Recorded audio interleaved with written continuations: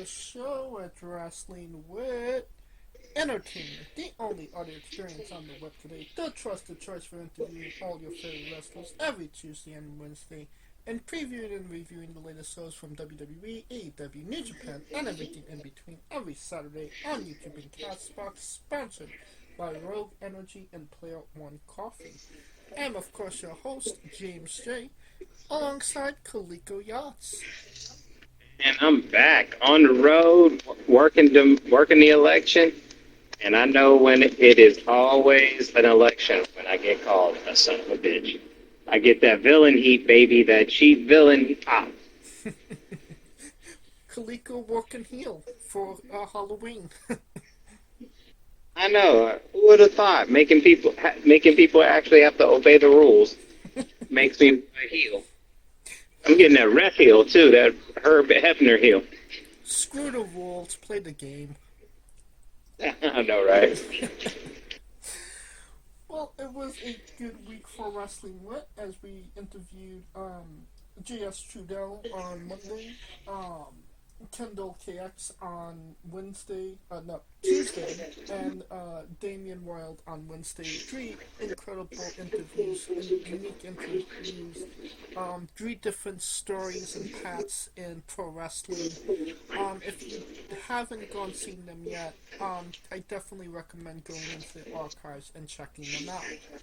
But always looking to the future, this Tuesday we have Big Mama, a NWA wrestler.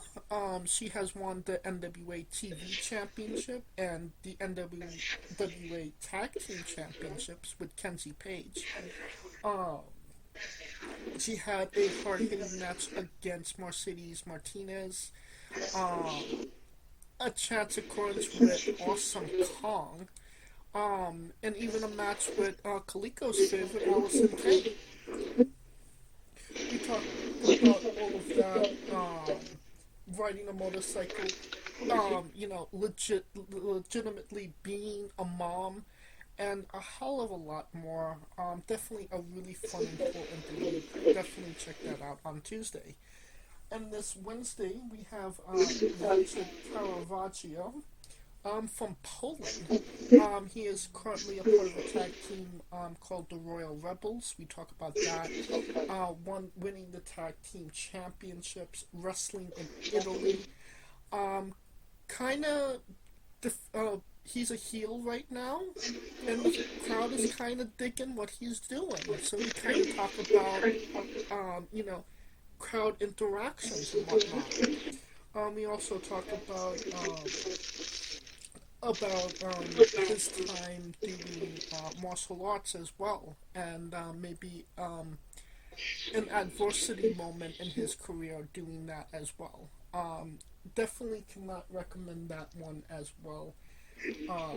Definitely check it out this Wednesday. Unfortunately, no time for clips right now.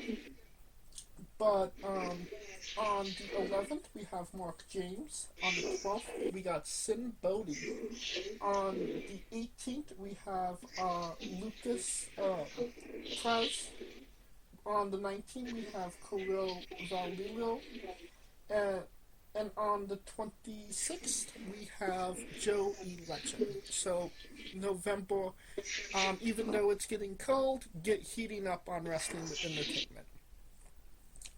Right, I think we're done putting ourselves over now. We always are never done putting ourselves over. What are you talking about? Well, somebody that can't seem to get himself over at this point is Andrade. Because it is a great day for wrestling, because we are wrestling with the news. Andrade's back in the news.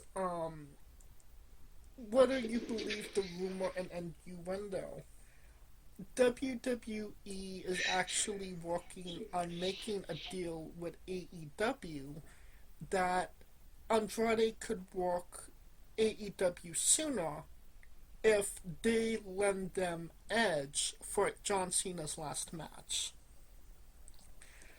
I mean, that's a fantastic, strategy on their part if that's actually what's happening. Obviously a lot of people want to see John Cena wrestle Edge one last time. I don't know how true that actually is. I think Andrade's just gonna go into wrestling purgatory until that contract is up. But what say you, Kaliko? I mean, I think that's the case. That I don't see. I'm trying to think. What? I mean, it's a smart move. Like, yeah, we'll let it slide if you give us edge. And then the question is, how likely are they to give up edge? And how badly does AEW really want Andrade on TV? So those are the two biggest questions that needs to be answered. And we won't be able to answer them. Somebody else is going to have to answer that. How bad do you want Andrade on TV?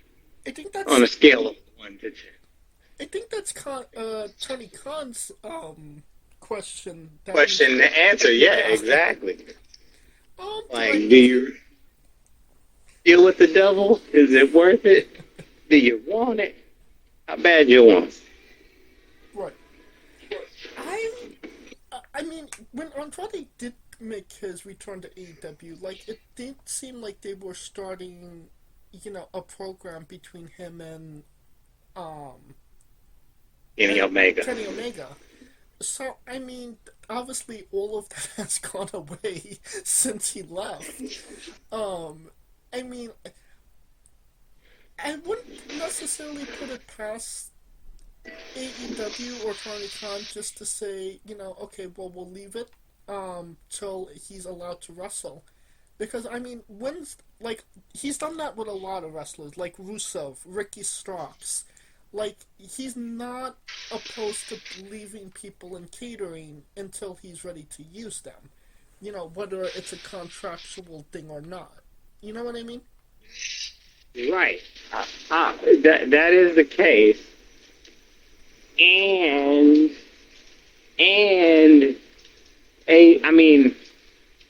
AEW don't technically they feel like they got hosed. So in essence, they could look at this as like Andrade lied to us. Fuck them.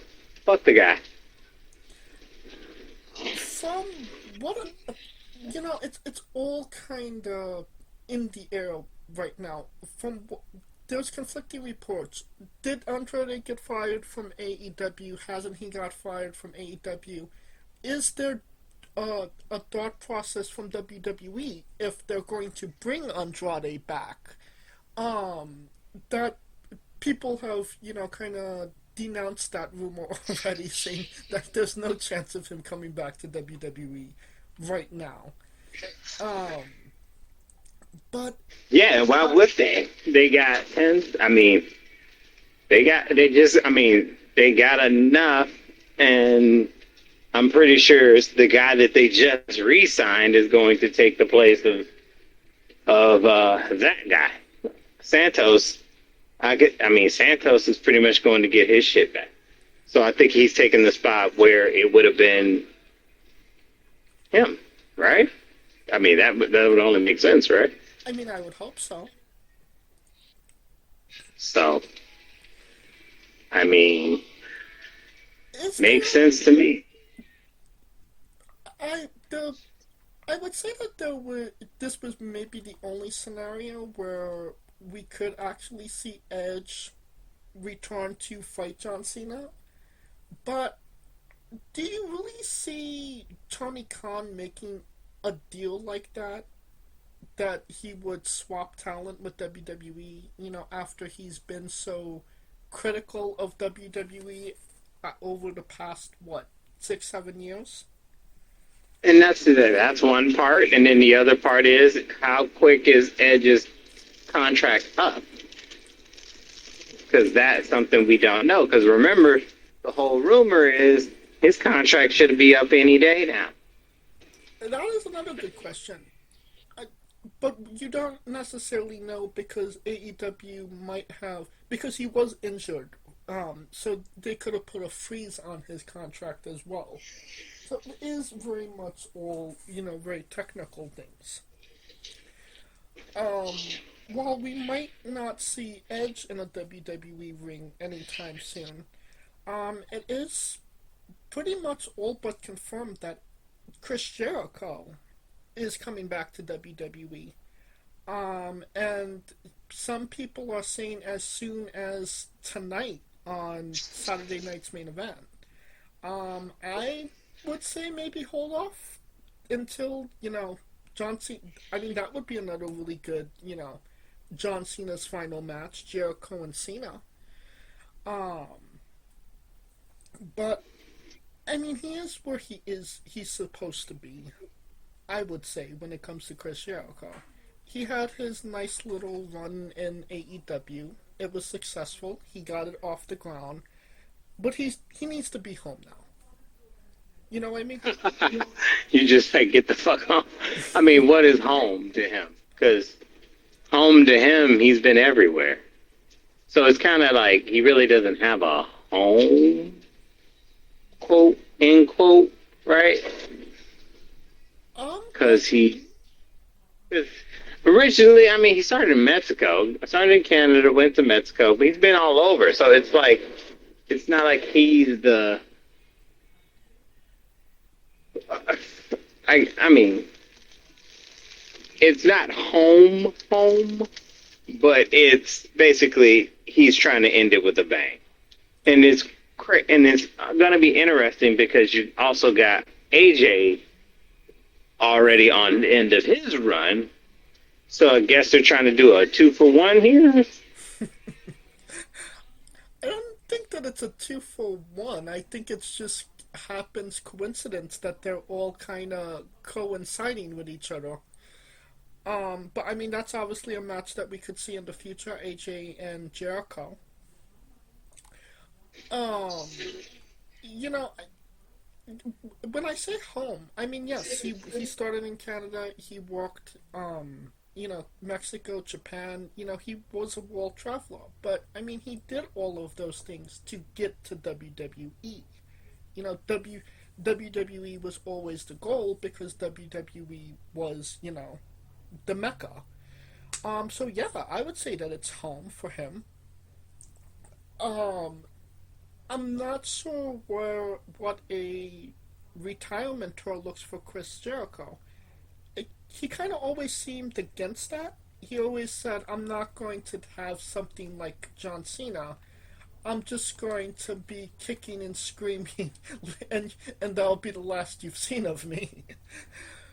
So I don't know exactly what that'll look like, but I mean, I would say a Hall of Fame induction is definitely an exclamation point on his career. Which is kind of funny if they do it this year. Obviously, Stephanie McMahon is going in as well, so it kind of coincides with, a rival of his.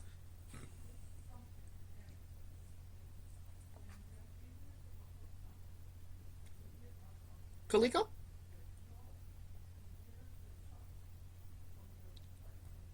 I Ah, was just trying to get rid of the good old overhead announcement thing that always pops off. Right. respawn. Respawn. But I mean, we'll see. I mean, what does Jericho have left to prove at this point? He's probably the only person I mean, the only place he didn't go to was TNA. So it's weird he's been everywhere except there. Which is funny, And because that's they did try to get him at one point. because I mean, this is the guy who's literally willing to go anywhere, but he didn't go there. Like he had a limit to where the hell he would go. Yeah, Isn't that crazy? anywhere but there. Anywhere but there, exactly. But I mean, so I mean, it'll be a good send off, and I think it's just trying to get the. I think it's a TKO thing if he's going to actually retire, do a 1 year just a retirement tour, and it would make sense for him and AJ to have those retirement tours just running simultaneously. Right. And like I said, I don't know what a retirement tour looks for like Chris Jericho, because he If it won't be Cena's retirement tour, that's for damn sure. right. It will. It'll be. That's the other question. Because here's the thing. He's a WWE made him, but he started off as a WCW dude. So is he good? I think he's going to be not as good big as Cena, but better than Bill Goldberg. So we do have a heaven and a hell. So John Cena is practically heaven. It ain't gonna happen. And Bill Goldberg, I mean, honestly, that was actually pretty good for him, and he claims it's hell. So I would think AJ and Jericho would be on the in between of those two. I mean, considering the fact that Jericho practically was the title record holder for the most Intercontinental Championship reign, and He technically still is. so I mean, you can't knock the guy. So I mean, so he'll be in that upper echelon. I mean, if they're treating AJ right and giving him the whole thing, so I wouldn't be surprised Jericho gets a little better. So both of them will be out on even terms. You know, They'll swap. say It'll what even you out. know about, Goldberg's retirement match. We can't necessarily judge John Cena's retirement tour until we get to that last match in December. That's just how I kind of feel about it. That is true. I also think that match is going to be. He's going to get more than his money's worth. Just saying. We will see. Just saying. Um, He's going to get the greatest send off this side. Because keep in mind, he's getting something Hogan didn't even really get. um, yes and no. I don't even remember hearing Hogan getting a retirement match. So That's my point. Hogan didn't even really get a send off match like that. but Ric Flair did, and we know what happened there. Oh yeah, the bar. The bar send off match, but then he fucked it up by going right back into it 3 weeks later. So Right, so it don't even matter. because he He took pulled the the whole TNA deal. put Jericho old knew Terry better. Funk.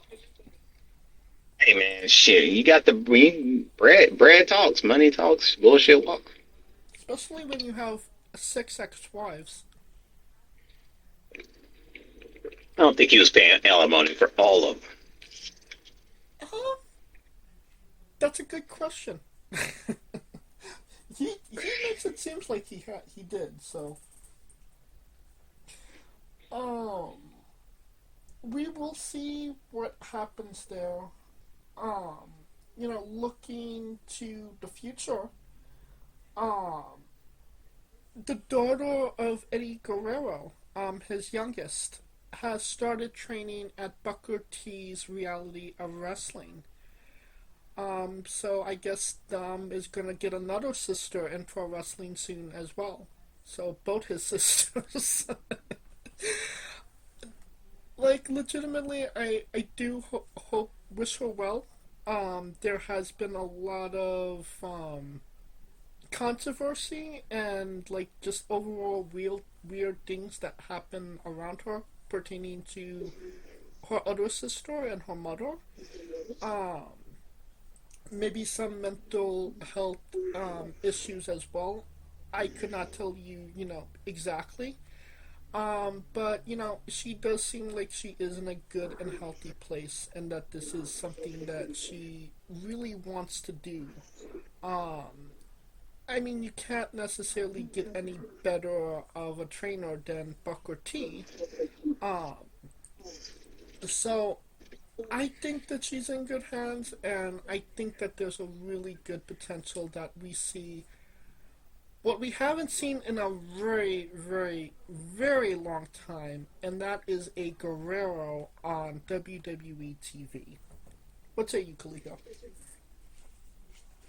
I just hope that she's not trying to be bogged down by trying to be a person trying to fulfill a legacy rather than just a person that's just carrying a legacy, right? Like carving her own path within the legacy of Eddie Guerrero rather than thinking that she has to go in and be Eddie Guerrero day one. Right. Well, I mean that was what caused Soul, her Eddie's eldest daughter, to kind of crash because he felt that pressure of upholding that legacy. It kind of you don't necessarily know because it kind of goes but either way. You either like these second door gens, they either you know they don't do well or they do incredibly well. So I feel like Charlotte and Dom are the best examples of that right now. You know, Dom had a really big hill to climb when it came to his legacy. His father's legacy, and he carved out his own identity, personality. That it then it's a part of his father's legacy as well, but it's his own separate thing. So hopefully, like I said, Booker T is a fantastic, trainer. Hopefully he'll be able to kind of get that through her head that, she doesn't need to be Eddie Guerrero. She needs to be her own person. Yeah, that's the biggest part. But also show her own personality, right? That's the other thing. Because here's the problem: like Charlotte was essentially Ric Flair's daughter. In fact, they didn't even give her the name Flair until she earned it, right? Right. Dominic, I mean, he was always Dominic Mysterio, but what he was able to do is use the tragedy of his father to get, or what he calls quote unquote tragedy, to get himself like booed, and now people cheer him even though nothing's changed about him, but that's a whole other arc. So, but he also like, I guess he niched his own Gen Z twist on it. It's a Gen Z aura that he carries that is like unlike anyone else in that company, right? Right. And her, we just hope that she be her and do her things, instead of having to, do Guerrero things, but also put your own twist in it.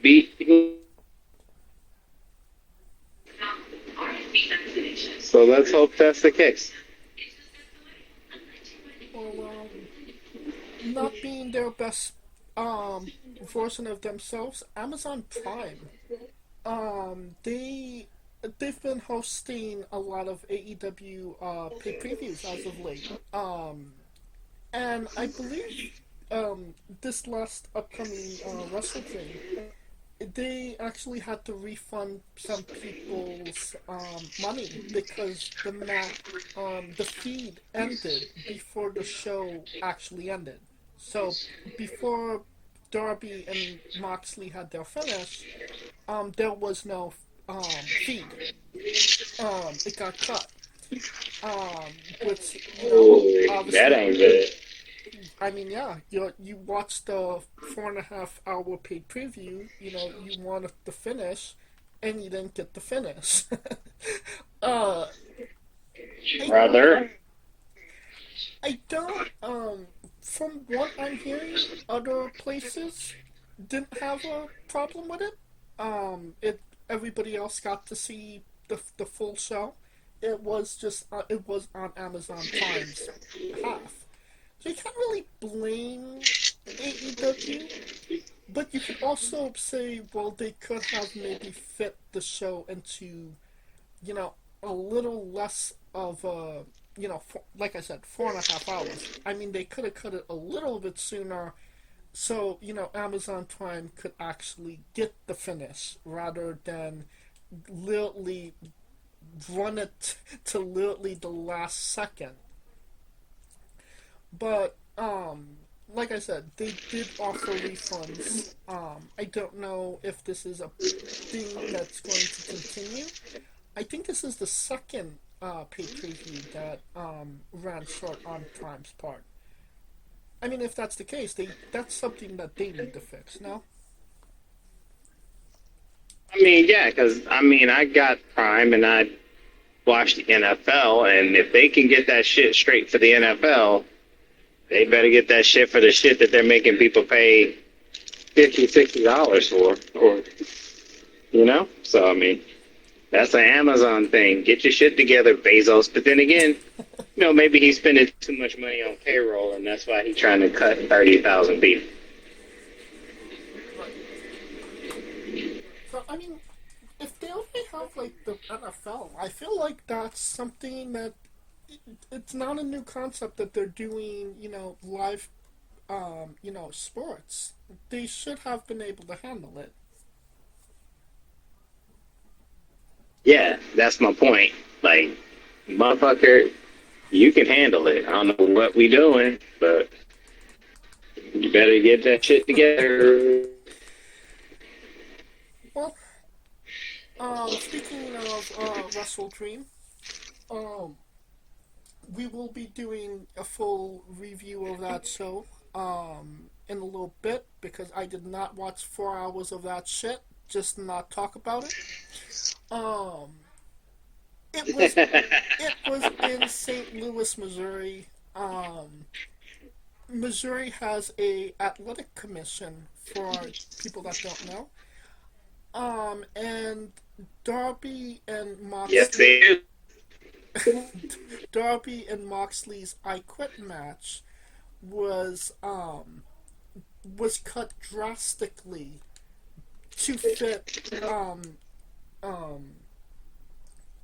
Missouri's athletic commission laws. Apparently you cannot. Fine. Yes, sir.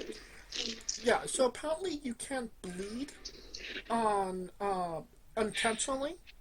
So they had to, make fake blood so it kind of looked like they were bleeding and not actually bleeding. So what I'm hearing, because despite being, what it was, and we will talk about the match, the Missouri Athletic Commission saved Darby and Moxley's lives because I legitimately thought that somebody was in this match, that somebody was going to pull a gun and that somebody was going to get shot. That was how this match was going to end. That's the other way it could end. Somebody gets shot. Yeah. So, but that would be some St. Louis shit because, just saying.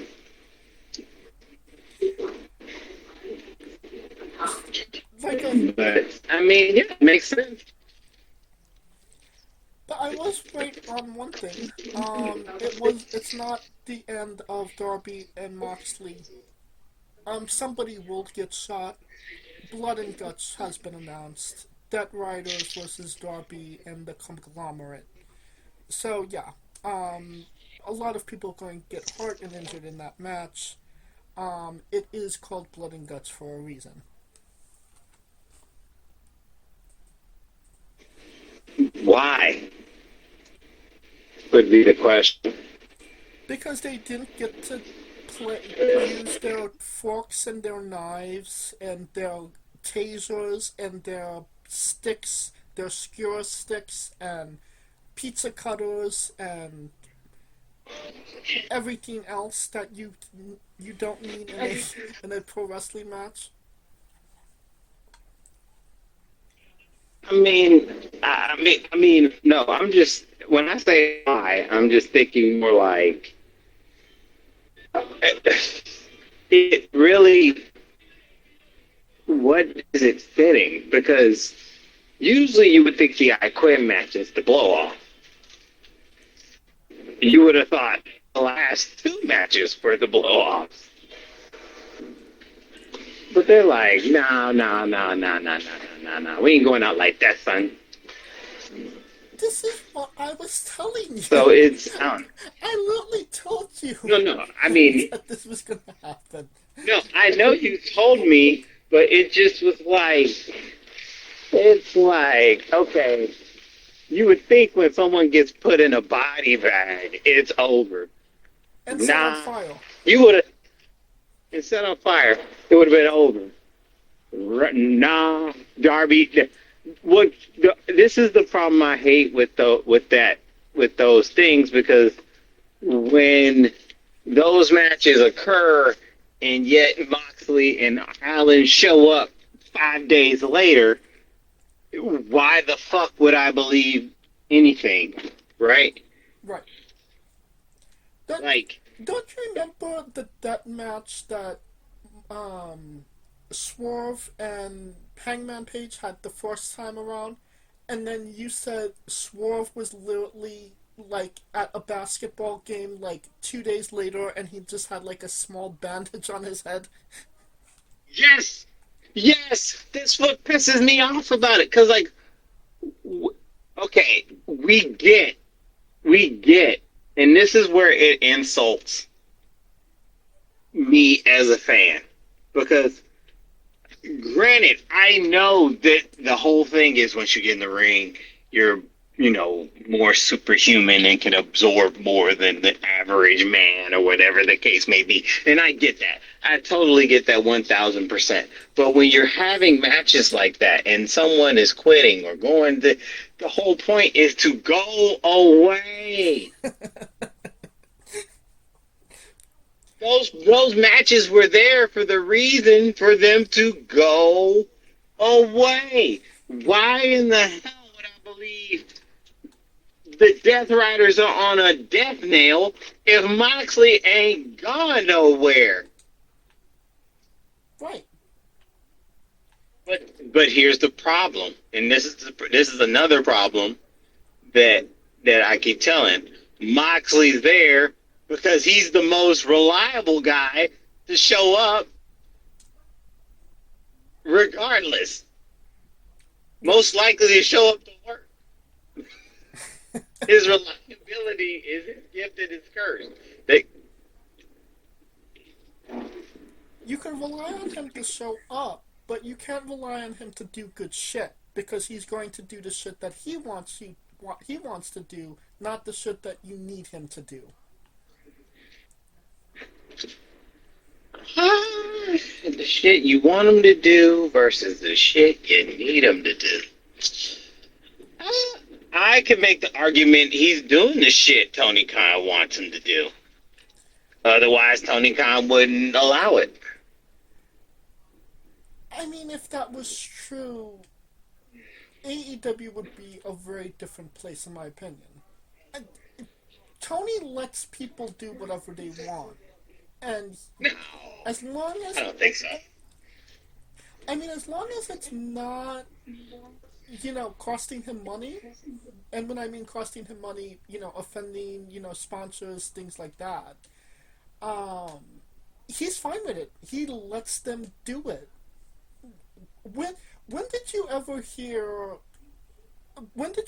Tony Khan say, or wrestlers say, I had this idea and Tony Khan rejected it? I thought it was a good idea, but AEW gave me the no-go.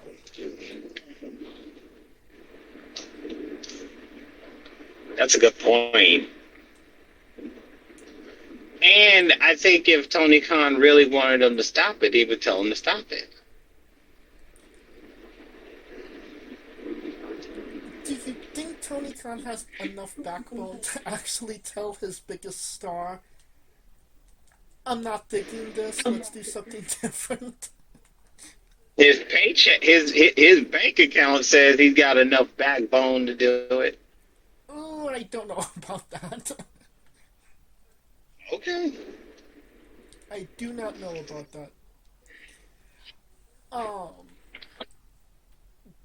But yeah, we're getting, we are getting blood and guts with the men. I thought it was going to be the women this year. Obviously, we're getting two blood and guts matches. So more blood, more guts. Um, and you thought that all the blood and guts ended yesterday on Halloween. But I digress. Um,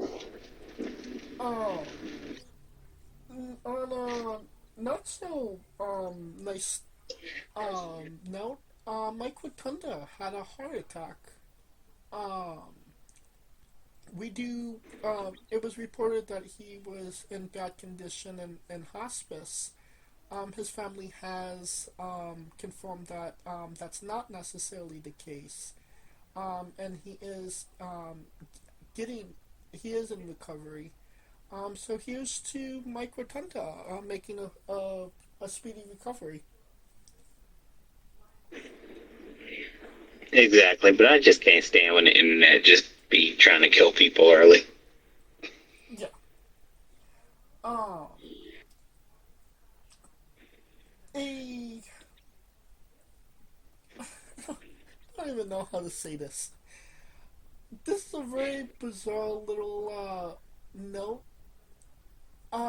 There was an idea pitched by a writer for Brey Wyatt to have met um, notorious killer Charles Manson.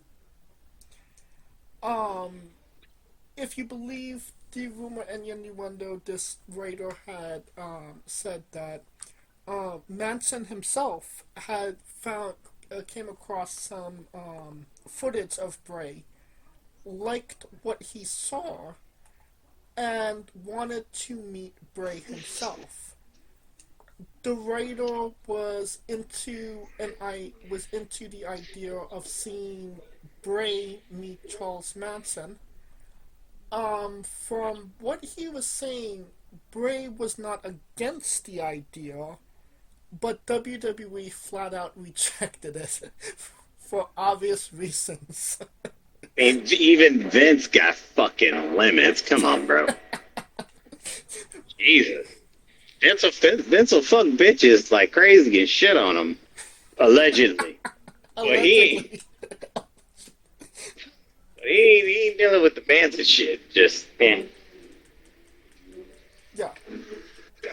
There's some things that there's some lines you just don't cross, and clearly. And Vince even knows. At least Vince knew. Yeah. They could have been worse. That shit could have been way worse. Well, hey Vince, we want Brey Wyatt to meet Charles Manson. Okay, pal? Who's Charles Manson? He's a cult leader that killed multiple people in the 70s. What the fuck? I think he knew who. I think he knew who he was. I think he knew like he wants you to meet Charles. I don't think so, pal. That don't work for me, brother. That don't work for the stock price, brother. I could even see Vince go for it. What the fuck? Why are we even talking about this? When Vince is gonna yell, "What the fuck?" That's when you know it's bad. That's when you know it's bad. When Vince yells, "What the fuck?" So hey. Speaking of Vince, but not the Vince you're thinking, Vince Russo has invested and is now an investor in Gigolo Wrestling, the Insane Clown Posse's promotion that's been running for quite a long time. And he will be writing their TV. I think it's on YouTube. So their YouTube series, their YouTube channel, he'll be writing the storylines. Oh yeah. Yeah, going forward. So I mean, if you like, Viagra on the pole matches and, you know, just on a pole matches in general, then yeah, you're gonna really love that promotion nowadays. What are your thoughts on Vince Russo coming back to pro wrestling essentially? I mean, whatever happened to my guy who was like, hello, all my gigolos and gigolettes. I feel like I would be the one that used to jump off shit. Don't try it at home. Whoop, whoop. Oh my God, his name is on the tip of my tongue. I feel like Vince Russo would try to find his ass and bring him back. For all the gigolos and gigolettes. Whoop, whoop. And you don't even know. I mean, I'm telling you, I forgot his damn name. He even made appearances at wrestling shows. At cons. I can't think of his goddamn name. He'd be like, do not try this at home. Whoop, whoop. And then he'll jump on a shit of Legos and fucking kill his ass. And he jumped on some thumbtacks and it'll fuck his ass up. Or he'll jump on... I mean, I'm pretty sure there's nothing he couldn't jump on that would have fucked him up. So I loved it. The Juggalos and Juggalettes. Whoop, whoop. I don't know if he's coming back, but Russo is there to stay. I